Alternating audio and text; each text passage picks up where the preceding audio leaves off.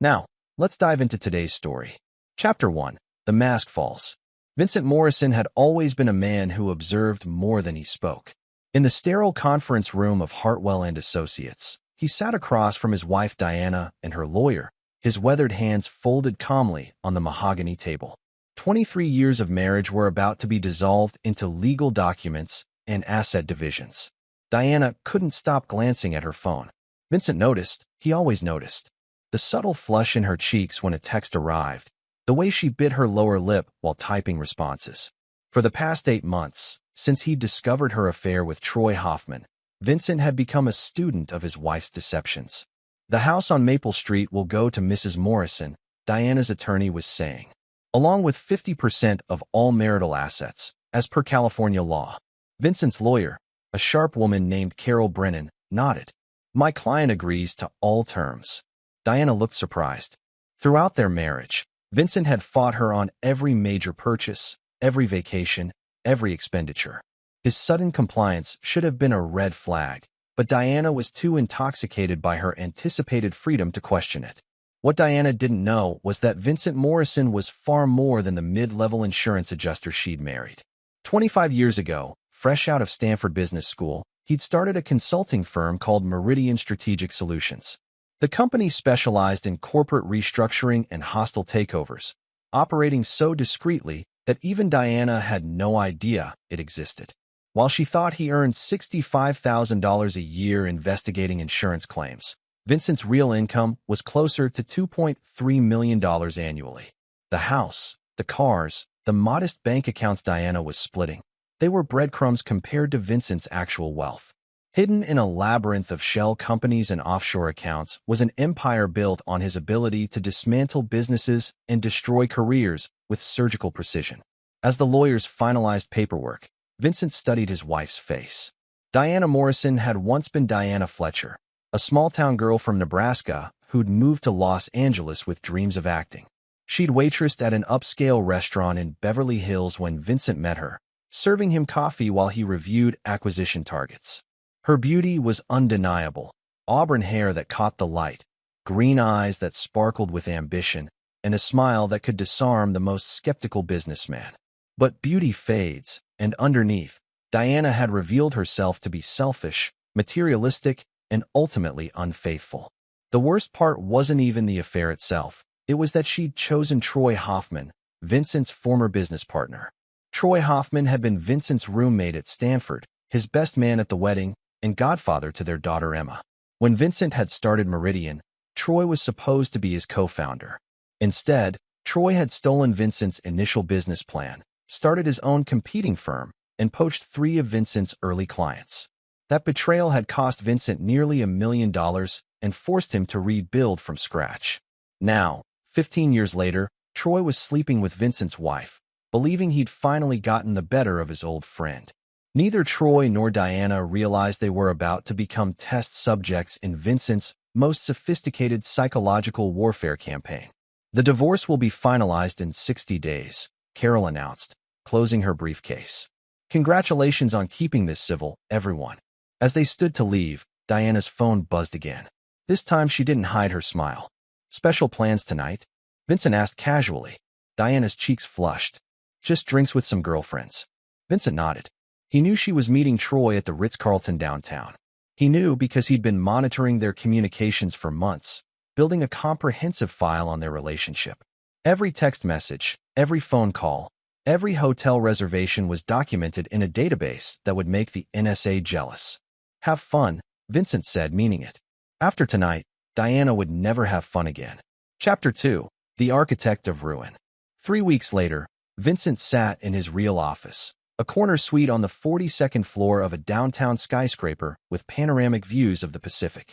His assistant, Patricia Reeves, briefed him on the day's agenda while he reviewed financial reports from his network of subsidiary companies. The Hoffman situation is proceeding on schedule, Patricia reported. She was a former CIA analyst who joined Meridian 5 years earlier, bringing with her an expertise in corporate espionage that had proven invaluable. His company's quarterly projections are off by 12%, and 3 major clients have expressed concerns about service quality. Vincent smiled. Troy's firm, Hoffman Strategic Group, was bleeding money because Vincent had been systematically undermining it for the past 6 months. Anonymous tips to regulatory agencies had triggered expensive audits. Key employees had been recruited away with better offers from Vincent's shell companies. Client relationships had been poisoned through carefully orchestrated rumors about Troy's professional reliability. What about Diana's employment situation? Hartwell Marketing is experiencing unusual pressure from several directions, Patricia replied, consulting her tablet. Their biggest client is threatening to pull a $2.8 million contract due to performance concerns with the account team. 3 other clients have submitted formal complaints about campaign quality. The CEO is planning significant staff reductions. Diana worked as a senior marketing manager at Hartwell, a mid-sized advertising agency that specialized in luxury brands. She'd been there for 8 years and considered her position secure. What she didn't realize was that Vincent controlled the investment firm that had provided Hartwell's expansion capital 2 years earlier. Through a series of holding companies and intermediaries, he effectively owned 35% of her employer. The beautiful irony was that Diana's own affair had provided Vincent with the leverage he needed. Troy had been feeding Diana inside information about competing agencies, which she'd been using to sabotage rival campaigns. Vincent had documented every instance of corporate espionage, building a case that would not only justify Diana's termination, but potentially result in criminal charges. Have we identified a replacement for her position? Vincent asked.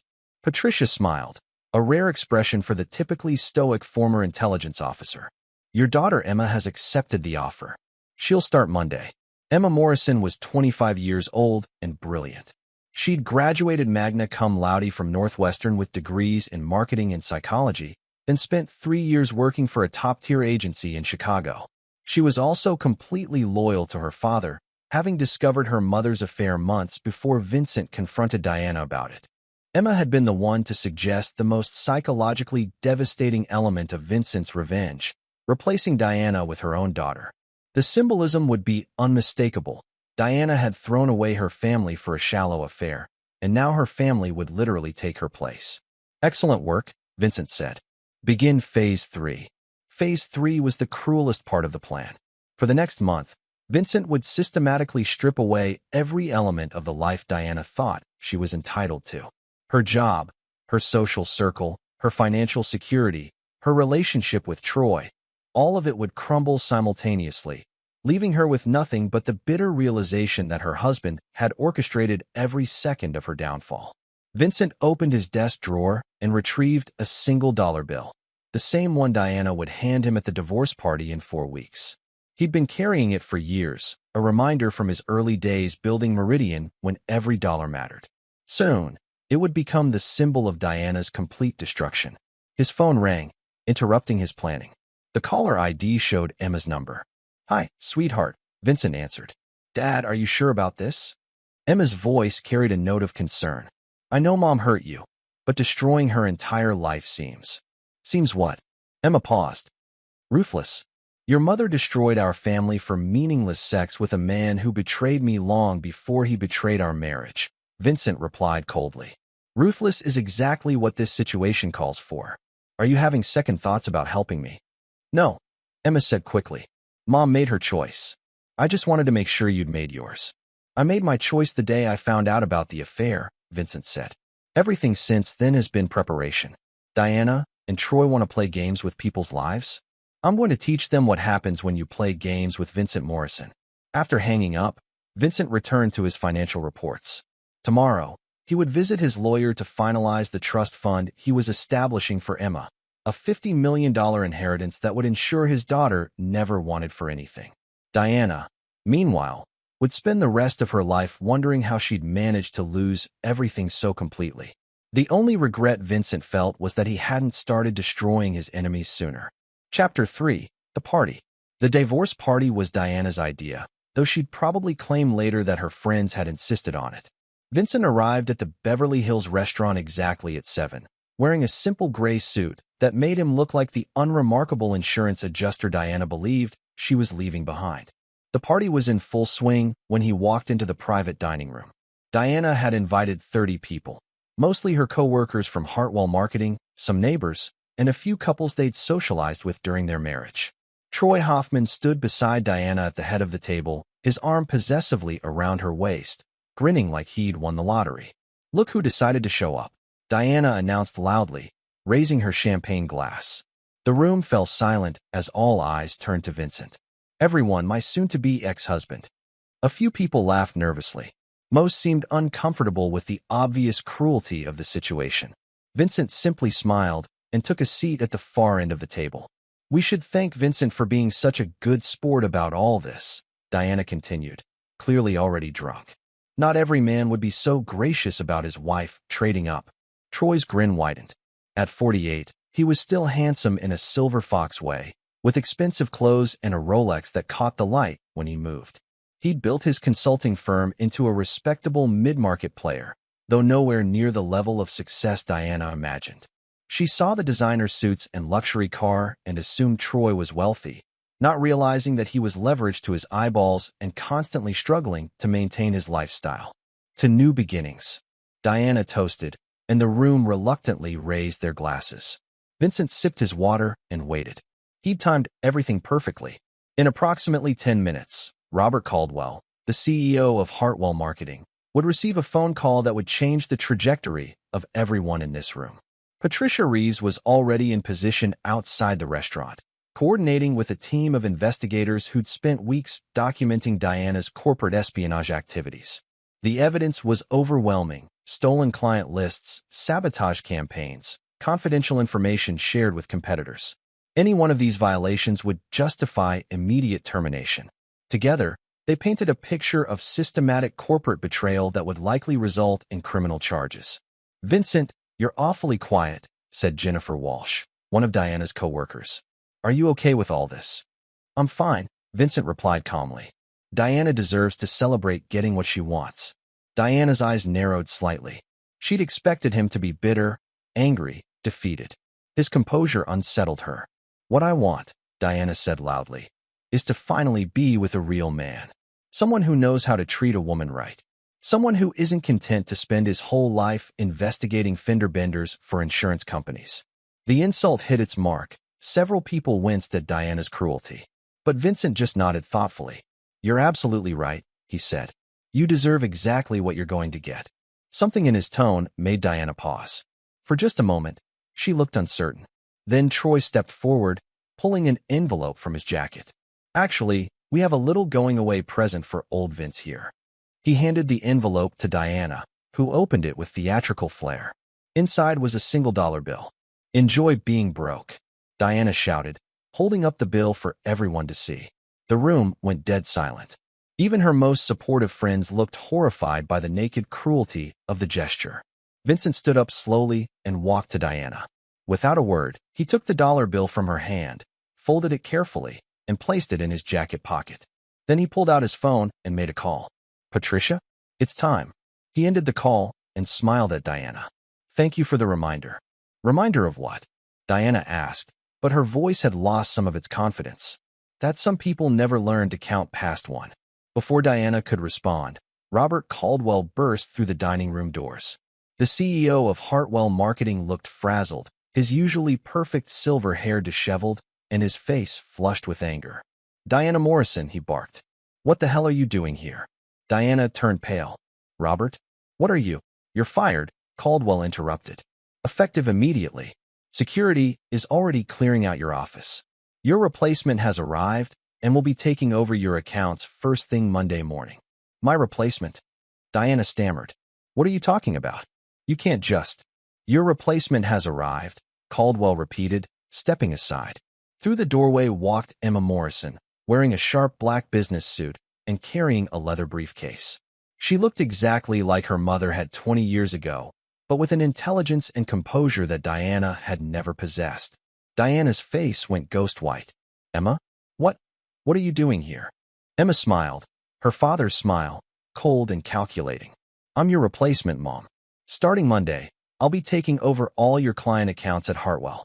Mr. Caldwell was very impressed with my portfolio. "But you work in Chicago," Diana whispered. "Not anymore. Dad helped me relocate." Amazing what doors open when you have the right connections. Diana spun to face Vincent, her eyes wide with shock and dawning comprehension. "You? How did you?" The same way I've done everything for the past 20 years, Vincent replied calmly. Very carefully, Troy stepped forward, his face red with anger. What kind of sick game is this, Morrison? Vincent turned his attention to Troy for the first time all evening. The kind of game you started when you stole my business plan 15 years ago. The kind of game you continued when you decided to sleep with my wife. Did you really think I'd forgotten what you did to me back then? That was business, Troy sputtered. This is personal. Everything is personal, Troy, and everything has consequences. Vincent looked around the room at the stunned faces of Diana's friends and co-workers. I want to thank everyone for coming tonight. It's important to have witnesses when someone gets exactly what they deserve. He headed for the door, then paused and looked back at Diana one last time. Oh, and Diana, you might want to check your bank accounts when you get home. I believe you'll find them educational. As Vincent walked out, he could hear Diana frantically calling Troy's name behind him. But Troy was already on his phone, probably discovering that his own world was beginning to collapse. Vincent smiled as he stepped into the Los Angeles evening. The real fun was just beginning. Chapter 4, The Web Titans. Vincent didn't go home after the party. Instead, he drove to his office, where Patricia was waiting with a bottle of aged scotch and a comprehensive update on the evening's developments. Caldwell performed beautifully, Patricia reported as she poured 2 glasses. Diana tried to argue, but the evidence we presented was overwhelming. Corporate espionage, theft of confidential client information, deliberate sabotage of competing campaigns. The legal department is recommending they press criminal charges. Vincent sipped his scotch, savoring both the burn of the alcohol and the sweetness of perfect execution. What about Troy? His world is collapsing faster than Diana's. 3 major clients pulled their contracts in the past 2 hours. Apparently, someone leaked details about his firm's financial irregularities to their CFOs. The financial irregularities were Vincent's masterpiece. For months, he'd been feeding Troy false information through intermediaries, convincing him to make increasingly risky investments. Troy thought he was getting insider tips on hot tech startups. In reality, he was pouring money into shell companies that Vincent controlled, designed to implode spectacularly just when Troy needed liquid capital most. How much has he lost? Conservative estimate? About $4.2 million. His firm's operating capital is essentially gone. The bank is calling in his business loans, and his personal guarantees mean they can seize his house, cars, everything. Vincent nodded with satisfaction. Troy had always been greedy, always convinced he was smarter than everyone else. Those character flaws had made him remarkably easy to manipulate. Phase 4. Patricia consulted her tablet. Emma will be introduced to Diana's client roster Monday morning. By Wednesday, we expect at least 60% of those accounts to request assignment to Emma specifically. Diana's replacement isn't just younger and more talented. She's also offering services at below-market rates. This was another layer of Vincent's revenge. Emma wasn't just taking Diana's job. She was doing it better and cheaper, making it impossible for Diana to find comparable work elsewhere. When other agencies saw that Diana had been replaced by someone younger, more competent, and more affordable, they'd question why they should hire the older, more expensive option. Personal relationships? Margaret Chun confirmed that Diana's book club has decided to take a break from meeting. The charitable foundation where she volunteers asked her to step down from the board. Troy's wife filed for divorce 3 hours ago. Vincent raised an eyebrow. Troy's wife found out. We helped her find out. Anonymous package containing photographs, hotel receipts, and some very intimate text messages. Mrs. Hoffman was already suspicious. Apparently, Troy's been cheating for years. Our evidence just gave her the ammunition she needed for a favorable divorce settlement. Vincent felt a moment of satisfaction. Troy's wife, Linda, was a decent woman who'd never deserved her husband's betrayals. At least she would emerge from this disaster with her dignity and financial security intact. His phone buzzed with a text from Emma. Mom called me 6 times. Didn't answer. She's panicking. Vincent showed the message to Patricia, who smiled. Phase 5. Tomorrow. Let Diana spend tonight wondering how much of her life I actually control. By morning, she'll be ready to do anything to stop the bleeding. Phase 5 was psychological warfare in its purest form. Vincent had deliberately left Diana with just enough hope to make her desperate. She still had the house, still had some savings, still believed she could rebuild her life with Troy. Tomorrow, Vincent would systematically destroy each of those remaining pillars, leaving Diana with nothing but the dawning realization that her husband was not the mild-mannered insurance adjuster she'd underestimated for 23 years. What about Emma? How is she handling this? Patricia's expression softened slightly. She's tougher than I expected. Angry at her mother, proud of her father, but also concerned about how far you're willing to take this. How far am I willing to take this? That's what she's afraid to ask. Vincent set down his scotch glass and walked to the floor-to-ceiling windows overlooking the city. Somewhere out there, Diana was probably crying herself to sleep, still not understanding the magnitude of what was happening to her.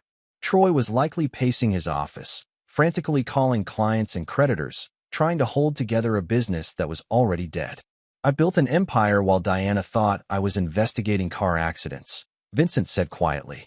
I've spent months orchestrating the complete destruction of two people who betrayed me in the most fundamental ways possible. Emma wants to know how far I'm willing to take this. He turned back to Patricia, his expression cold and resolute. There is no far enough. There's only justice, and Diana and Troy haven't begun to pay for what they've done. Chapter 5. The Unraveling. Diana's world collapsed piece by piece over the next 72 hours. Each disaster precisely timed for maximum psychological impact. Monday morning, she woke up to find her credit cards frozen. When she called the bank, a polite customer service representative explained that unusual activity on her accounts had triggered security protocols. The unusual activity was Vincent systematically draining their joint accounts and transferring the funds to secure investments in Emma's name. Perfectly legal moves that nevertheless left Diana temporarily unable to access her own money. By noon, she discovered that Troy wasn't answering his phone. When she drove to his office, she found a bankruptcy notice taped to the front door and a for lease sign in the window. Hoffman Strategic Group had ceased operations overnight, leaving behind only debts and angry creditors. Tuesday brought news that the mortgage company was accelerating the payment schedule on the house Diana thought she owned free and clear. Vincent had apparently taken out a substantial home equity loan 18 months earlier, something Diana vaguely remembered signing papers for, but hadn't paid attention to at the time.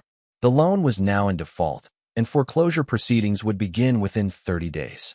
But the cruelest blow came Wednesday afternoon, when Diana finally tracked down Troy at a bar in Santa Monica, drinking alone and looking like he'd aged 10 years in a week. They took everything, Troy said without looking up from his whiskey. The house, the cars, the boat. Even my fucking golf clubs. 20 years of building that business, gone. Diana sat beside him, her own world spinning out of control. How is this possible? How could Vincent do this to us? Troy laughed bitterly. Your mild-mannered insurance adjuster husband? Diana, your husband isn't who you think he is. What do you mean? I spent the last 3 days trying to figure out how he destroyed my business so completely. You know what I found? Shell companies, holding companies, offshore accounts, investment firms I've never heard of, but somehow all trace back to Vincent Morrison. Your husband didn't just orchestrate our destruction. He's been playing chess while we were playing checkers. Diana felt something cold settle in her stomach. That's impossible. Vincent makes $60,000 a year investigating insurance claims. No, Diana. Vincent Morrison owns companies that eat businesses like mine for breakfast. Remember that consulting firm I started after college?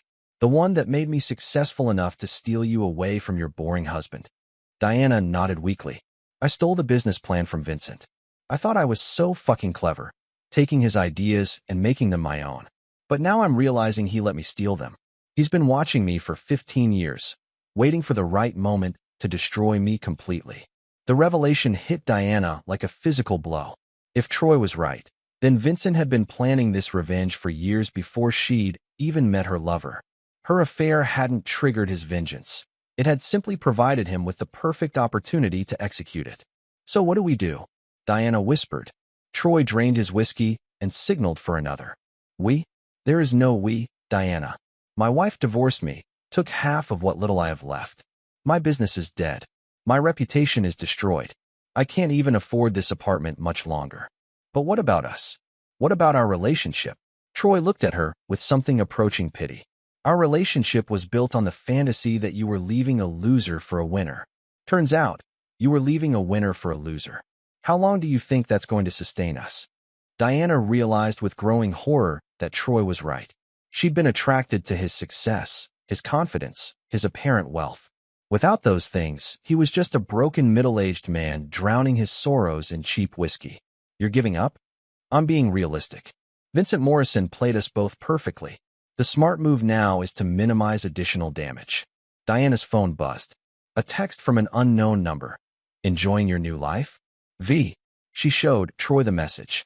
He read it and laughed again, the sound hollow and defeated. He's not done with us, Troy said. This is just the beginning. Diana left the bar feeling more alone than she'd ever been in her life. 24 hours ago, she'd thought she was starting fresh with a successful man who loved her. Now she realized she'd been a pawn in a game she didn't even know was being played. When she got home, to the house she might lose within a month, she found a manila envelope on her doorstep. Inside were photographs, Diana and Troy at various hotels, intimate moments captured with telephoto lenses, along with copies of every text message they'd exchanged over the past 8 months. A note was attached. Tomorrow's board meeting at the Charitable Foundation should be interesting. They don't typically approve of volunteers who engage in corporate espionage and adultery. V. Diana sank onto her couch and finally allowed herself to cry. Vincent wasn't just destroying her present. He was systematically erasing her future, ensuring that she'd never be able to rebuild what she'd lost. The worst part was the growing realization that she deserved every bit of it. Chapter 6. The Prodigy's Game. Emma Morrison had inherited her father's strategic mind, but possessed a ruthlessness that sometimes surprised even Vincent. On her third day at Hartwell Marketing, she'd already consolidated Diana's former client roster and identified opportunities for expansion that her mother had missed entirely. She was working late in Diana's former office, now redecorated with modern furniture and abstract art that erased any trace of the previous occupant, when her phone rang. "How are you adjusting to the new position?" Vincent asked. "It's easier than I expected. Mom's clients actually seem relieved to be working with someone who returns phone calls and meets deadlines."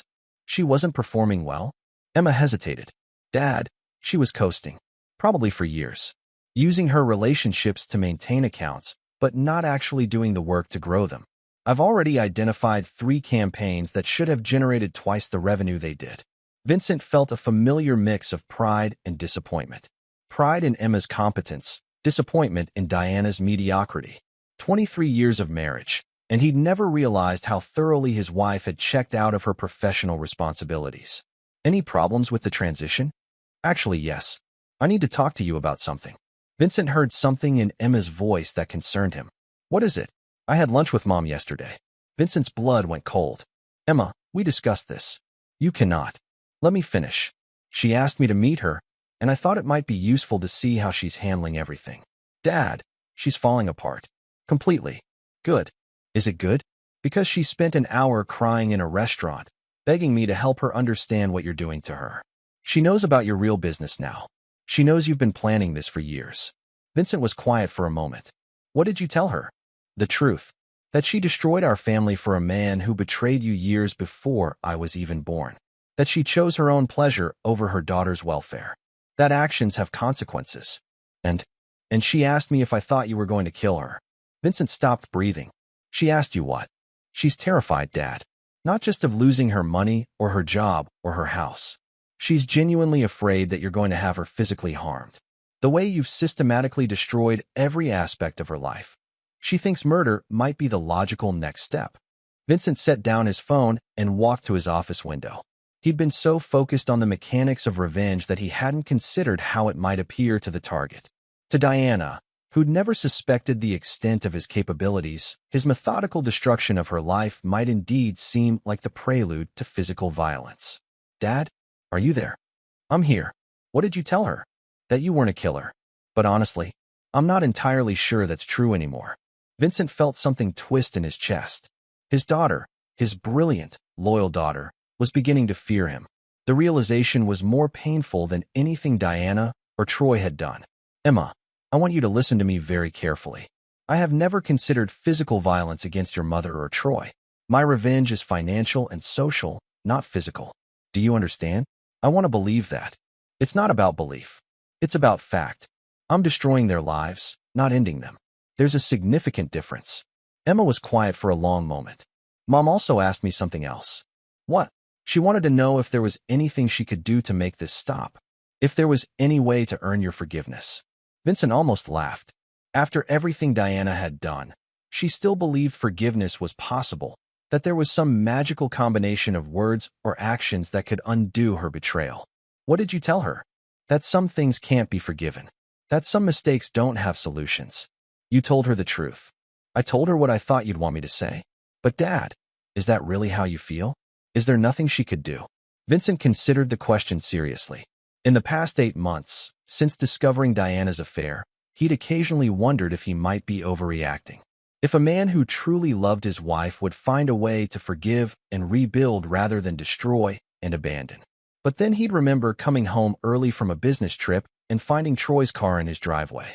He'd remember the sound of laughter from his bedroom, the clothes scattered in his hallway, the casual way Diana had lied to his face for months afterward. Most of all, he'd remember the conversation he'd overheard between Diana and Troy at a restaurant 3 weeks before filing for divorce. Diana had been complaining about Vincent's lack of ambition, calling him a small-town loser who'd never give her the life she deserved. Troy had agreed, adding that Diana was too good for a man who was content to stay in the minor leagues his entire career. They'd talked about Vincent like he was an obstacle to be overcome, a problem to be solved. Not a husband to be respected or a father to be honored, but an inconvenience standing between Diana and her imagined happiness. There's nothing she could do, Vincent said finally. Some betrayals are permanent. Even if she left Troy, even if she begged, especially then. Begging is what people do when they face consequences, not when they feel genuine remorse. If Diana wanted forgiveness, she should have thought about that before she decided I was too small for her dreams. Emma sighed. Okay, I needed to ask. Are you having second thoughts about helping me? No. I just want to make sure you're not having second thoughts about being my father. The comment hit Vincent like a physical blow. In his focus on destroying Diana and Troy, had he risked losing the only family member who'd remained loyal to him? Emma, you are the most important person in my life. Nothing, not revenge, not business, not anything, will ever change that. Promise me something. Anything. Promise me that when this is over, you'll still be the father I grew up with. Not just the man who destroyed my mother. Vincent stared out at the city lights, considering his daughter's request. The truth was that he'd already changed in ways that probably couldn't be reversed. The methodical cruelty he'd employed against Diana and Troy had awakened something in him that might be difficult to put back to sleep. But Emma didn't need to know that. I promise, he said, hoping it was a promise he could keep. Chapter 7. The Confession. Vincent hadn't expected Diana to show up at his office. His security system had alerted him when she entered the building, and he'd watched on the surveillance monitor as she pleaded with the front desk staff to let her see him. She looked terrible, gaunt, exhausted, her usually perfect appearance disheveled and desperate. Against his better judgment, he told security to let her up. Diana entered his real office for the first time in their 23-year marriage, her eyes wide as she took in the panoramic city views, the expensive furniture, the obvious markers of serious wealth. This is who you really are, she said quietly, not quite a question. This is who I've always been. You just never bothered to look beyond your own assumptions. Diana walked to the floor-to-ceiling windows, staring out at the city below. How long have you owned all this? I started building Meridian 25 years ago. The company's been profitable for 22 years. While I thought you were investigating car accidents, you thought what you wanted to think. I never lied to you about what I did for a living. I told you I worked in risk assessment and corporate consulting. You assumed that meant insurance claims because it fit your narrative about being married to an underachiever. Diana turned to face him, tears streaming down her cheeks. Why didn't you tell me the truth? Because I wanted to see who you really were when you thought I was ordinary. Turns out, you're exactly who I suspected you were. Diana sank into one of the leather chairs across from Vincent's desk. So this was all a test? Our entire marriage? No. Our marriage was real until you decided it wasn't worth preserving. This, Vincent gestured around the office, was my insurance policy. I've spent 25 years building something that nobody could take away from me. Not even my wife. And Troy. Troy has been a target since the day he stole my business plan at Stanford. Your affair just gave me the excuse I'd been waiting for to destroy him completely. Diana was quiet for a long moment, processing the magnitude of her misjudgment. What happens now? Now you live with the consequences of your choices. Vincent, please. I know I made a mistake. You made a choice, Vincent interrupted coldly. Every text message, every hotel room, every lie you told me was a deliberate choice. Don't insult my intelligence by calling it a mistake. Diana leaned forward desperately. What if I ended things with Troy? What if I agreed to marriage counseling? What if I did whatever you wanted me to do? Vincent studied his wife, soon-to-be ex-wife, with the same analytical detachment he applied to failing businesses. Do you love him? The question caught Diana off guard. What? Troy, do you love him? Diana hesitated just long enough to reveal the truth. It's complicated. No, it's not. You either love him or you don't. Which is it? I thought I did. But now that everything's falling apart. Vincent nodded. You love the idea of him. The successful businessman, the excitement of an affair, the fantasy of a different life. But when the fantasy collapsed, so did your feelings. That's not fair. Fair? You want to talk about fair? Vincent's voice remained calm, but Diana flinched at the ice in his tone. Fair would have been honoring the vows you made 23 years ago. Fair would have been talking to your husband about your dissatisfaction instead of fucking his former business partner. Fair would have been considering how your choices might affect your daughter. Emma hates me now. Emma sees you clearly now. There's a difference. Diana broke down completely, sobbing with the abandoned desperation of someone who'd finally realized the magnitude of her losses. Please, Vincent. I'll do anything. I'll sign a post-nuptial agreement giving you everything. I'll never see Troy again. I'll go to therapy. I'll change. I'll become the wife you deserve. Just please stop destroying my life. Vincent watched his wife's collapse with clinical interest. 6 months ago, seeing Diana cry would have moved him to comfort her. Now, her tears seemed like just another manipulation attempt, another performance designed to get what she wanted. Diana, answer me honestly. If I forgave you, if we rebuilt our marriage, if everything went back to the way it was, how long do you think it would be before you found another Troy? Never. I swear to you, never. How can you swear to something when you don't even understand why you did it the first time? Diana looked up at him, confused. What do you mean? You still think this was about sex? About excitement or romance or feeling unappreciated? You don't understand that this was about character, about who you are at your core. Then tell me. Help me understand. Vincent leaned back in his chair, considering whether Diana was even capable of understanding her own psychology. You cheated because you believed you deserved better than what you had. You chose Troy because he represented a lifestyle upgrade. You lied to me for months because you were convinced your happiness mattered more than my dignity or Emma's family stability. You're saying I'm a bad person. I'm saying you're a selfish person. And selfish people don't change because they face consequences. They just get better at hiding their selfishness. Diana stared at him with growing horror. So there's nothing I can do? No way to earn your forgiveness. Some sins don't have absolution, even if I spend the rest of my life making up for what I did. Vincent considered the question seriously. Could Diana change? Could she become someone worthy of forgiveness? Theoretically, perhaps. But forgiveness would require Vincent to trust her again, to be vulnerable to someone who'd already proven herself capable of profound betrayal. It would require rebuilding love from the ashes of complete destruction. More importantly, it would require forgetting the conversation he'd overheard at that restaurant, where Diana had called him a small-town loser who'd never amount to anything. Even then, Vincent said finally. Diana nodded slowly, seeming to age years in that moment. You're going to take everything, aren't you? My job, my house, my friends, my future. I'm going to take everything you stole from me. My trust, my dignity, my family, my peace of mind. It seems like a fair trade. And Emma? Emma chose her loyalty. I didn't force that decision. Diana stood up slowly, recognizing that she'd been dismissed. I want you to know that I really did love you. At the beginning. I know. That's what makes this so unforgivable. After Diana left, Vincent sat alone in his office, staring out at the city lights. For the first time since discovering the affair, he felt something approaching regret. Not for his actions, but for the marriage he'd once believed in. Diana had been right about one thing. He had loved her at the beginning. Completely, desperately, with the kind of young love that believes it can overcome any obstacle. But love, Vincent had learned, was not enough. Character mattered more than passion. Loyalty mattered more than excitement. And trust, once broken, could never be fully repaired. Tomorrow, he would finish what Diana had started when she chose another man over her family. Chapter 8. The Final Blow. The foreclosure sale was scheduled for Thursday morning at 10 a.m. Vincent arrived early, parking across the street from the house where he'd spent 21 years of his marriage, watching as Diana loaded boxes into a rented U-Haul truck with the help of Emma. The sight of his daughter working alongside the woman who'd betrayed their family should have bothered him, but Vincent understood the psychology at play.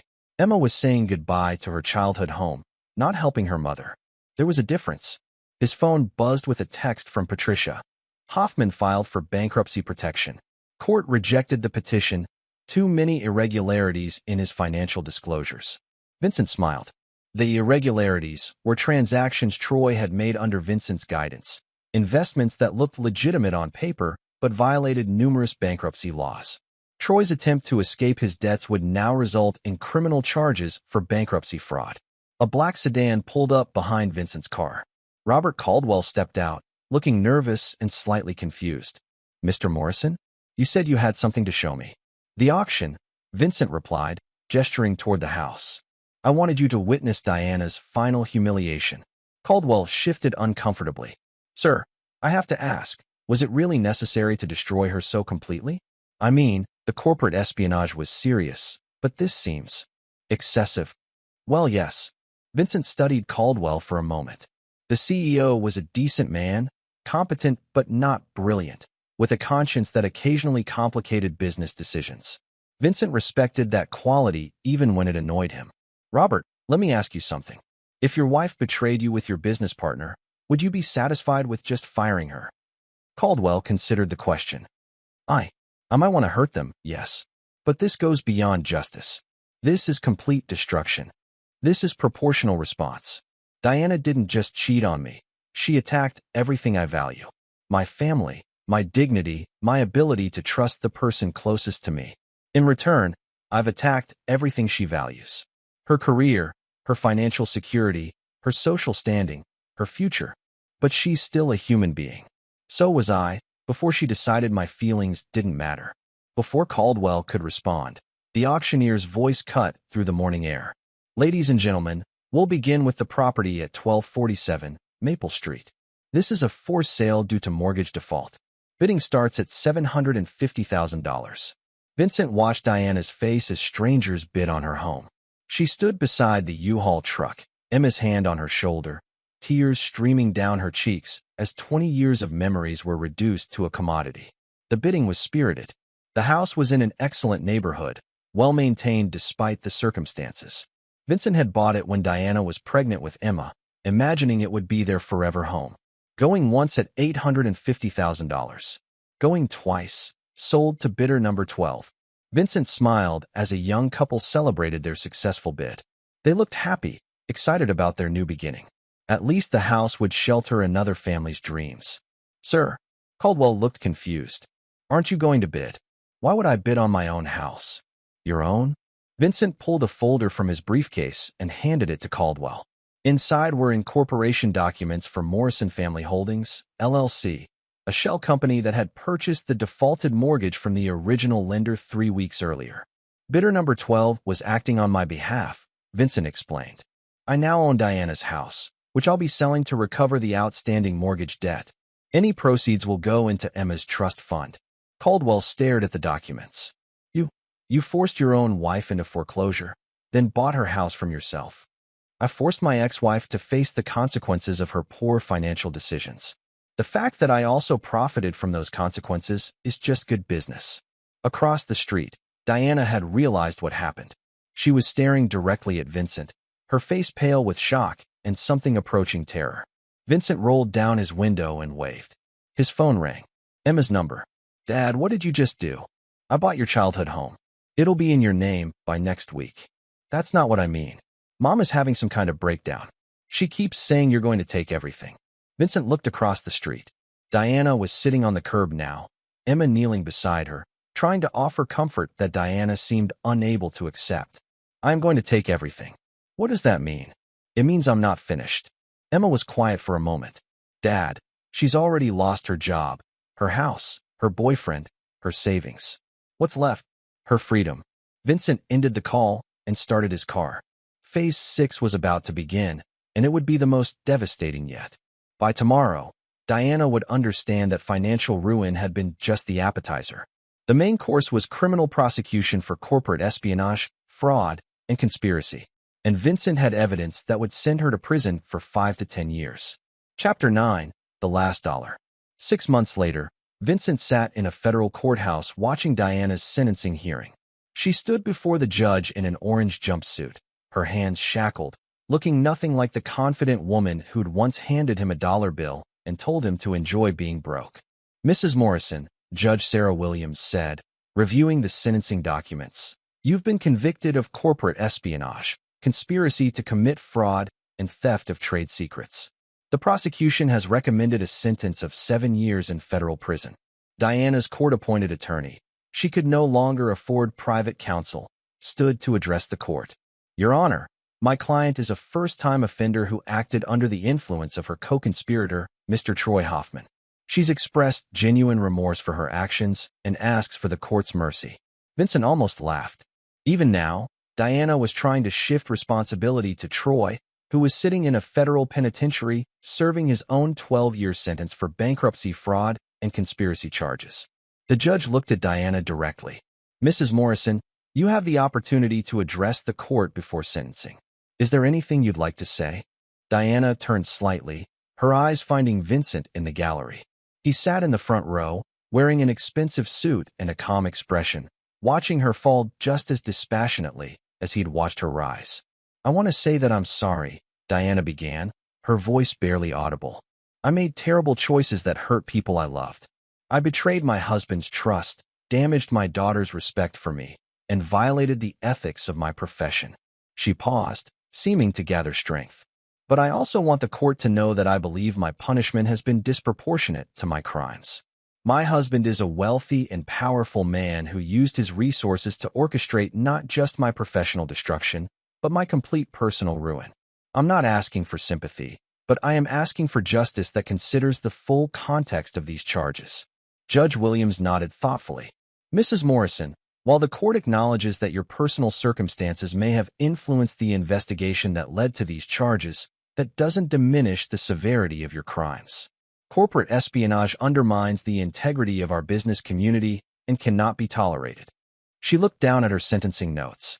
"However, considering your lack of prior criminal history and your apparent remorse, I'm prepared to show some leniency. I sentence you to 4 years in federal prison, followed by 2 years of supervised probation." Diana's knees buckled slightly, but she managed to remain standing. For years, Emma would be nearly 30 when Diana was released.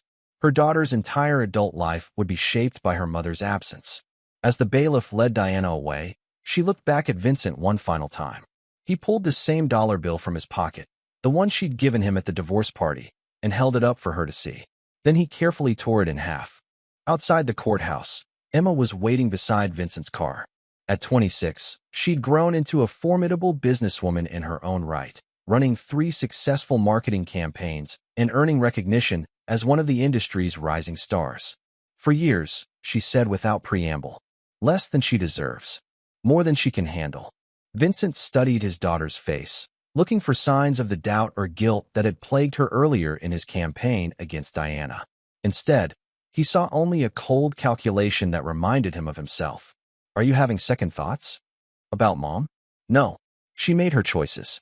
But I am wondering what happens next." "Next? You've spent 2 years orchestrating the complete destruction of 2 people who betrayed you.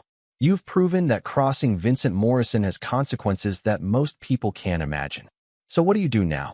Vincent considered the question. For the past 24 months, his life had been consumed by the mechanics of revenge. Every decision, every business move, every social interaction had been filtered through the lens of destroying Diana and Troy.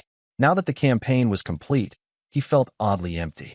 "I suppose I go back to building instead of destroying. Is that possible? After everything you've done?" Vincent wasn't sure it was.